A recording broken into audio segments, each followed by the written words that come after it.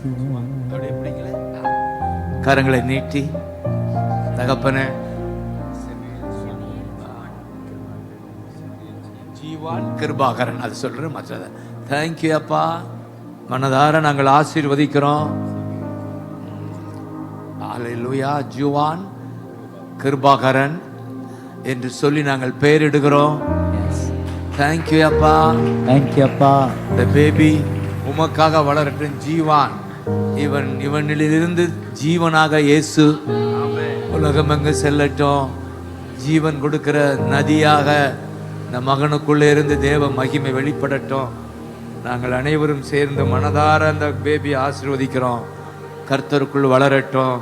தேசம் இவனால் ஆசீர்வதிக்கப்படட்டும். ஆமென்.